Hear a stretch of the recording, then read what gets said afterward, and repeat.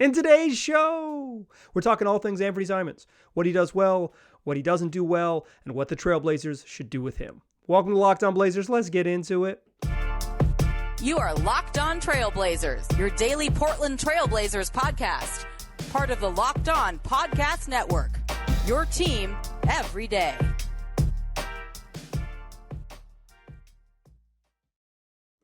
What up, world?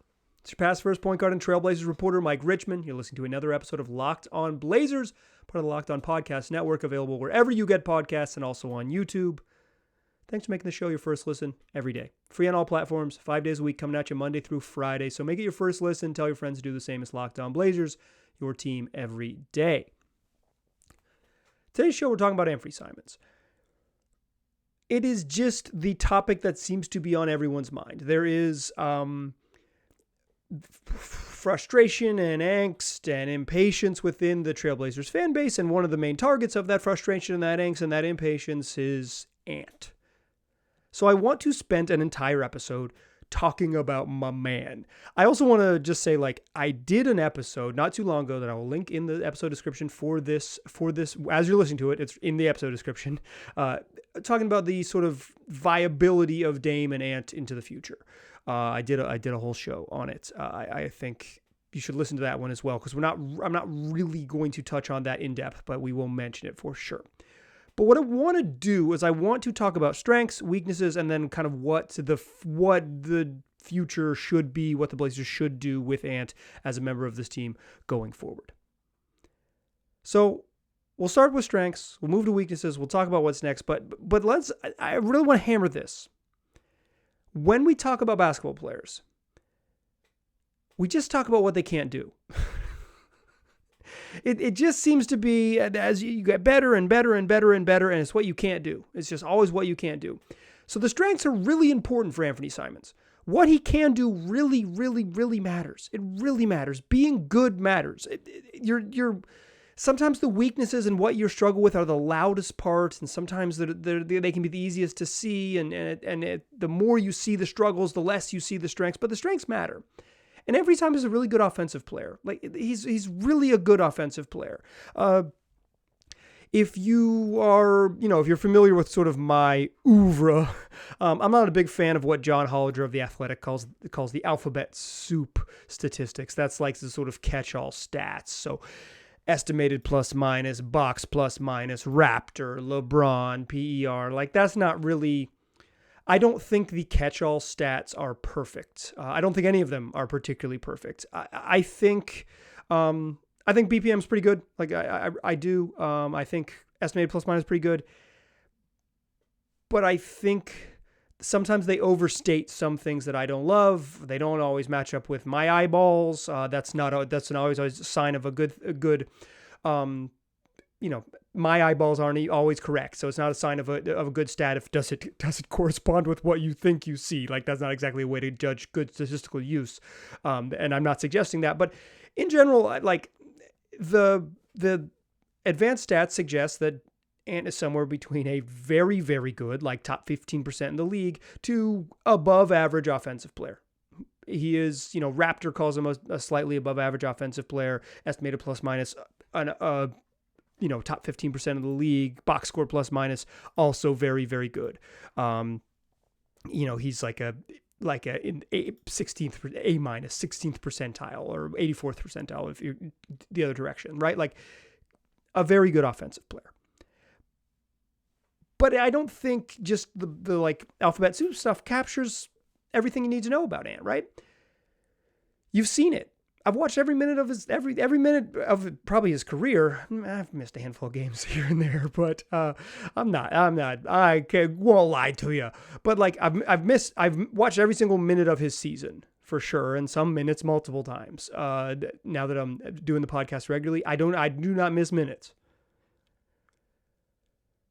I think Ant is an awesome offensive player, an excellent offensive player even, and some of that is captured by the advanced stats to suggest that he is indeed in the top quarter of the league in offensive talents. His pull-up shooting is really special. He's a very good catch and shoot player. His individual creation ability to go get his own shot is really good. He has seen a uptick in his ability to both get to the rim and finish at the rim this season. He is, the last 7 games, he's shooting like 30% from 3, but prior to that, he had a higher usage than he'd ever had before, even last season when he got like the keys to the ship the whole second half last season, the highest usage, and he hadn't really seen too much drop in efficiency. In general, like overall, he hasn't seen a significant drop in his effective field goal percentage or his true shooting percentage, but he's dropped a little bit this year, and some of that is just like the last 2 weeks, he hasn't played very well.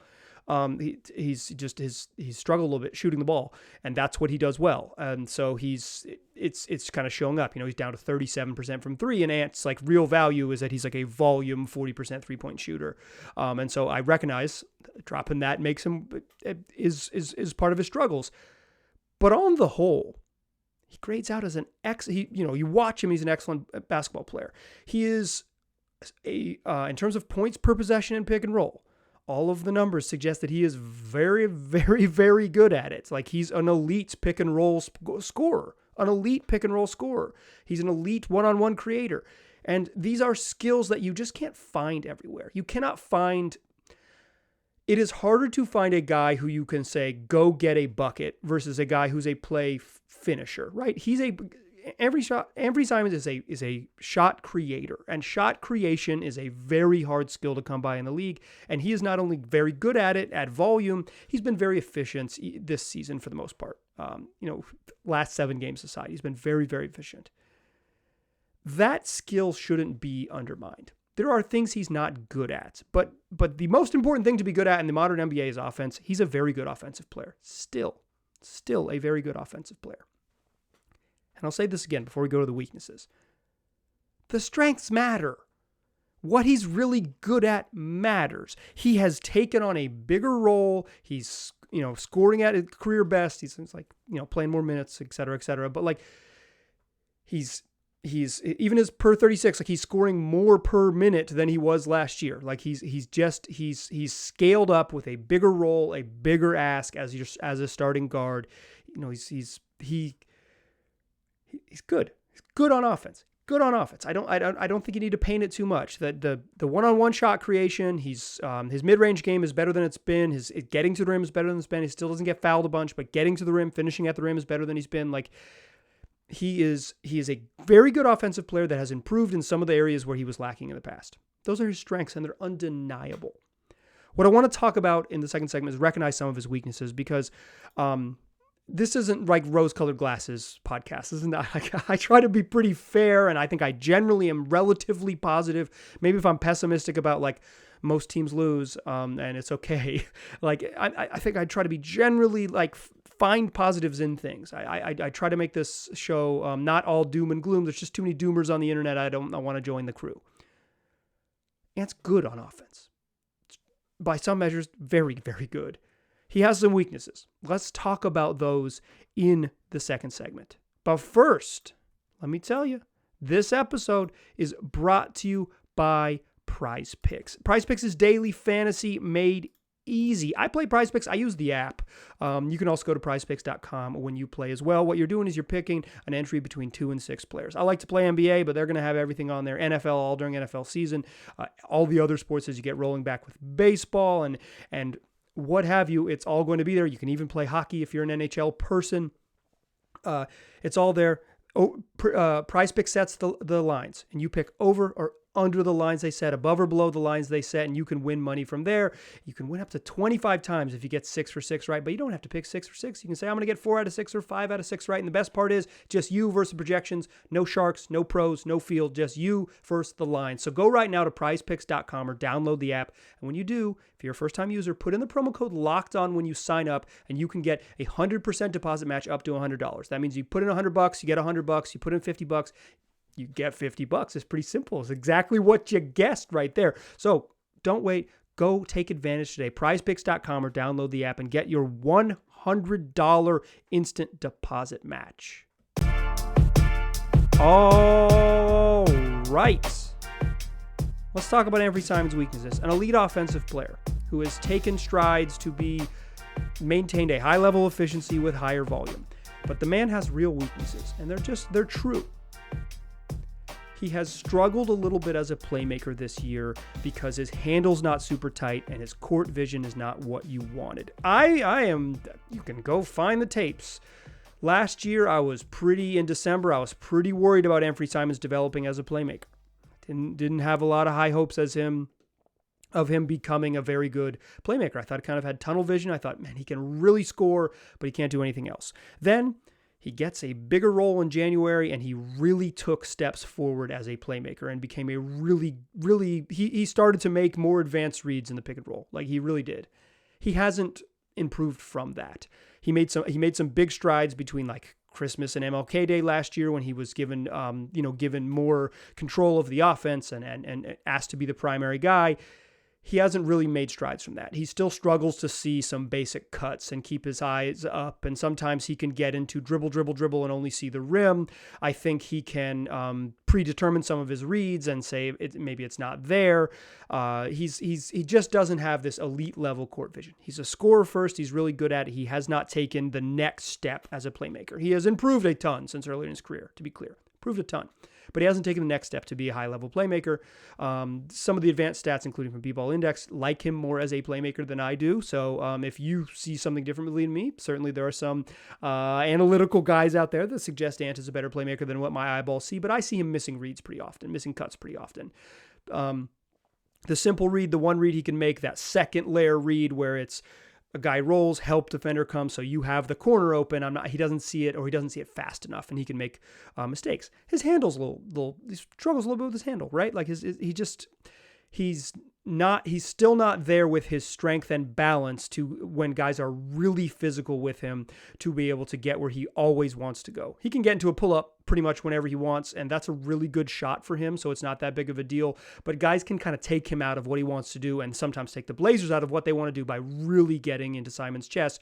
And I think some of that is just like core strength, balance, and some of that is just his handle. It's not, he's improved his handle, but he needs to take another step forward improving his handle, because if you get him in his left hand and really get after him, there are times he can't make some plays. And guys not being able to make plays with their offhand is pretty normal, but Ant struggles with that. He still doesn't get to the free throw line enough. He has improved getting to the free throw line. Each of the last couple of years, he's improved, particularly this year with more volume. He's improved from last year when he was a pretty high usage guy, getting to the free throw line more often. Still doesn't get there as much as you'd like. Certainly below average, significantly below average in sort of all players' free throw rates. And that has made him about a league average true shooting percentage, because true shooting percentage factors in free throws. He just doesn't get to the line enough to sort of juice that true shooting percentage. If he got there more, he'd be an even more efficient player. And he's already a very efficient offensive player. That's a weakness of his game. And on defense, he's just a bad defender. I don't think there's any way to spin it, but I will say this. He's a better defender than he's been. I think this has been Anfernee Simons' best defensive season. I think he's stronger. I think he understands it more. I generally think it's not an effort issue with him. I do not think he's not playing hard. That's not what I see. In fact, just in general, I don't think the Blazers struggle from an effort issue. I think they struggle from a focus issue fairly often, but not an effort issue. I don't think they're dogging it. I think sometimes they're not as sharply focused, and sometimes they're just a little undermanned. But in general, like as a whole team, I don't think they struggle from effort issue. And I do not think Anfernee Simons struggles effort-wise on defense.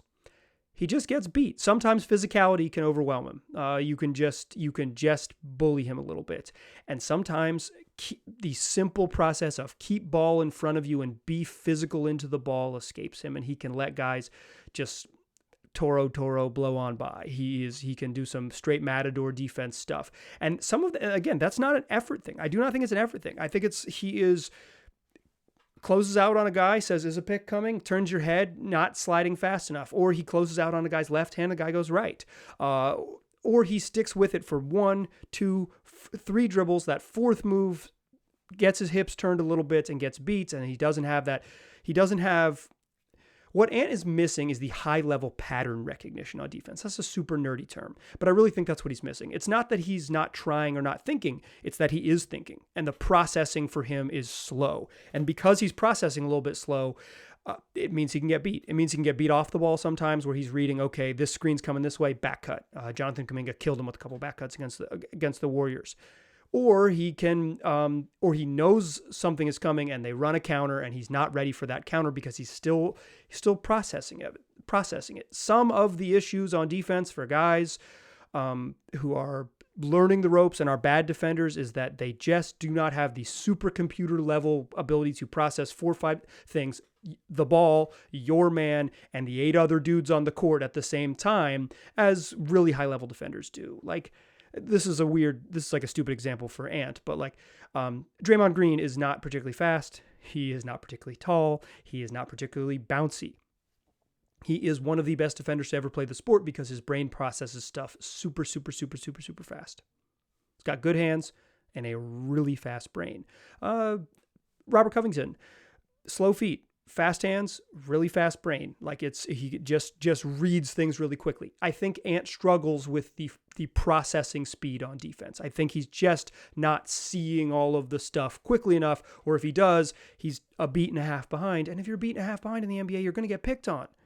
If you couple that with just not the physicality you need to guard up, right? If you say, I'm a big wing, I want the switch, I want him, bring number 1, slow processing and not like high level strength, not being super duper strong, you can get picked on a little bit. You get bullied a little bit. Ant gets bullied. He's a bad defensive player. He is by pretty much my eyeballs and every statistical measurement an improved defensive player from what he's been in the past, and yet still a below average, bottom third in the league, bottom by some measures, like below that in terms of defensive impact. Like, he's estimated plus minus has him in the bottom 30% in the league. Raptor has him as a pretty significantly below average defender. One of the worst, among the Blazers' top 8, the only defender that is worse than him is Shaedon Sharpe. Shaedon Sharpe is friggin' 19 years old.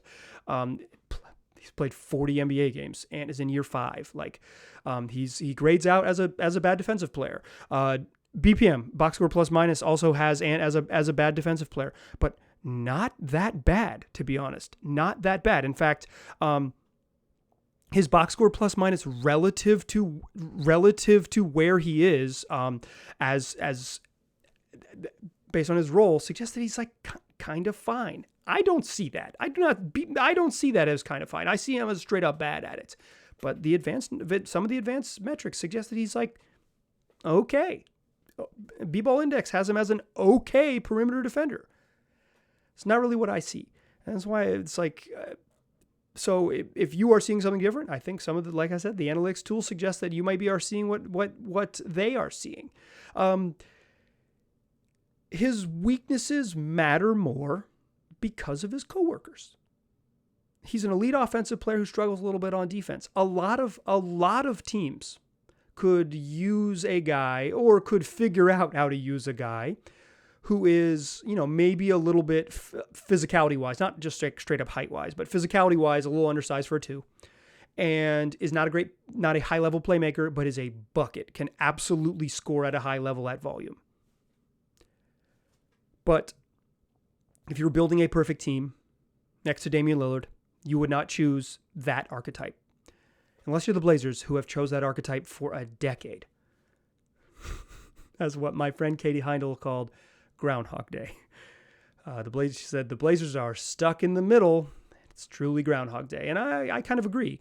It feels familiar, and I've talked about the familiarity and the struggle that I have sort of thinking about the familiarity moving forward. But so much of the fan base, and not so much, the loudest parts of the fan base, probably a very loud minority, but loud part of the fan base, thinks that the Blazers' only path forward is trading him. And I'm on the record saying that I don't think the Blazers can be a championship-level team with a Damian Lillard and Anfernee Simons backcourt. But I am not of the belief that they have to trade him in this month. And quite frankly, I think they should not. It would be, in my eyes, unless something crazy happens, a straight-up mistake.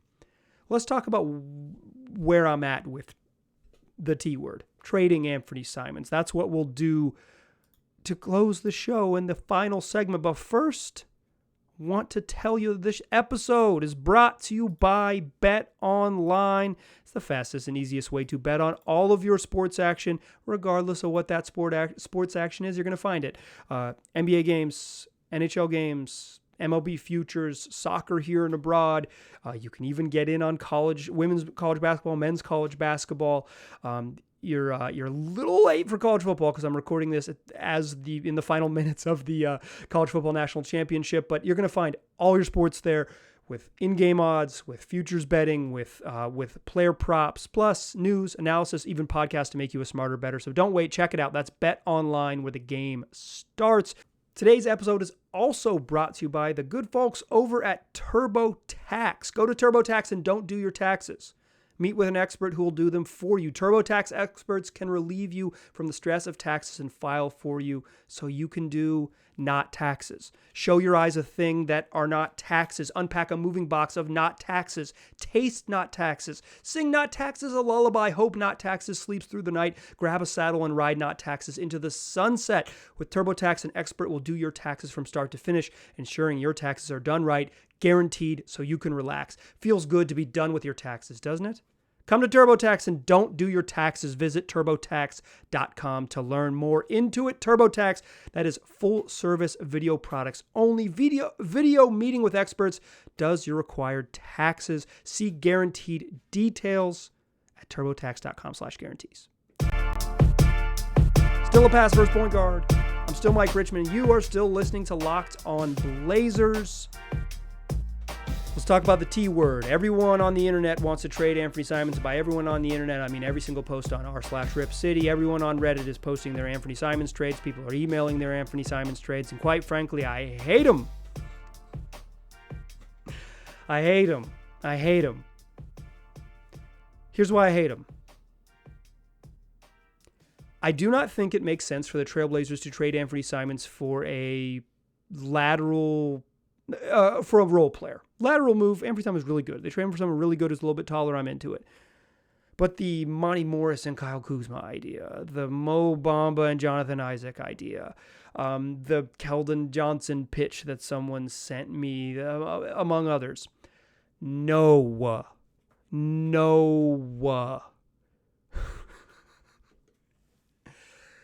Here's why.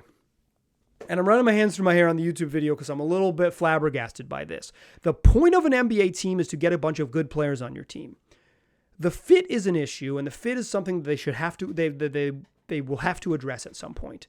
But after 3/4 of a season, and that's when the trade deadline will be, 3/4 of a season with the Anfernee Simons and Damian Lillard backcourt, punting for a role player that's a little bit taller is a mistake. Anfernee Simons is too good to do that. He's 23 years old. He's a 20-point-per-game scorer. He's shooting, he was at one point prior to a struggle, like 40% from three on volume, like an excellent offensive player. Punting on that for a role player forward in the name of this team looks a little better on defense when they're bigger gets you to the middle. It gets you to the middle with a different look. If you are chasing the middle, if you want the high of finishing 5th in the West and winning a 6th game in the playoffs, winning one playoff round and not being good enough, get a different part. Trade for a role player that's taller. Go for it. If you cash in the chips of your best and most valuable trade chip, and Anfernee Simons is exactly that. He's 23 years old, he's on a relatively reasonable contract, and he's a very good offensive talent. If you trade in that chip for role players that fit the plan better, in quotes, fit the plan better, you are trading for the middle. You are punting on Damian Lillard's future, and you are lying to yourself about it. The only way the Blazers should make a trade for Anfernee Simons, the only way they should trade Anfernee Simons is if they're trading for a borderline all-star or a established all-star. Now you might say, Mike, they traded CJ McCollum and they got a guy who had never made an all-star team and wasn't even considered a borderline all-star, and look at the talent they got. I'm with you. But that was an incredible needle threading. And if they had swapped it straight across, Detroit wouldn't have even done it because they wouldn't have been interested in it. You had to find a perfect partner. I think the CJ McCollum deal actually speaks to what I'm getting at. Patience is key. They were too patient with CJ. You do not want to wait too long. CJ is 29 years old. Ant's 23. He's 23 with high-level production. If you wait 7 years, sure, yeah, flip him for Jeremy Grant. That's fine. But at this stage, Not yet in his physical prime. Already a starting caliber guard in the league, under contract for 3 more seasons beyond this one. If you are not trading him for, at minimum, an OG Anunoby type, and OG Anunoby is like maybe the best perimeter defender in the league. And even then, even a straight across Anfernee Simons for OG Anunoby trade, which I do not think the Raptors would accept, does not vault the Blazers into contender status, but it does upgrade you. And I think that's what I'm trying to get at here. Hold on to your chips, because in the NBA, the best way to take advantage of teams is wait till teams get desperate. I do think the Rudy Gobert trade kind of broke the trade market a little bit. It's like really hard to gauge what all-star but not all NBA types would get traded for. Like I recognize that it's a little bit broken. But the Rudy Gobert trade speaks to what I would like the Blazers to do. The wait for a team like the Minnesota Timberwolves, who is desperate for an upgrade and willing to overpay to do so, and then trade a good player you have. Flipping Anfernee Simons for Kyle Kuzma and Monte Morris because you think you need, here's what the Blazers need. They need a forward who can score and play a little bit of defense and a backup point guard. You're going to end up with Kyle Kuzma and Monte Morris. You're not going to end up with the upgrade that vaults you into contention, and you have cashed in your chips. You have to be patient and take advantage of a team that is desperate and has a need and has a moment. You cash it in for Jonathan Isaac, who's played 2 games in the last 1,000 days, and Mohamed Bamba, who has lost his spot to Bol, and you're just taller. That's all you are, is taller. You're worse at basketball and you're taller. There is no reason for the Blazers to rush into a trade at the deadline. I am on the record, and I still maintain, if the Blazers are going to vault themselves into contender status, they probably, almost certainly, they do. No, I'll just say it. If they're going to vault themselves into contender status, they have to break up the Dame and Ant backcourt. But the time to do that is not now.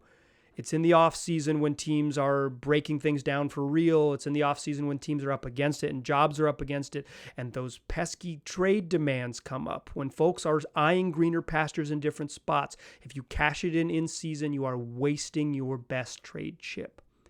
And wasting your trade chip is wasting Dame's future in a way that seems like being urgent for Dame's future. Patience is the path forward. You do not trade Anfernee Simons unless you are getting a borderline all-star or an established all-star. If you do it for less, it is a mistake. It is a mistake. It's a mistake. I'm of the belief they have to trade him eventually, and I'm also staunchly of the belief that eventually is not before the February 9th, 2023 trade deadline. Simons is pretty good. He's got some weaknesses, and he's not a good fit next to Damian Lillard. I think we've seen that in 9 months, or however long it's been, less than 9 months of actual playing. But since they've kind of anointed that as the duo of the future, I think we have enough data to say this isn't great, or this feels familiar, and it's not the path forward.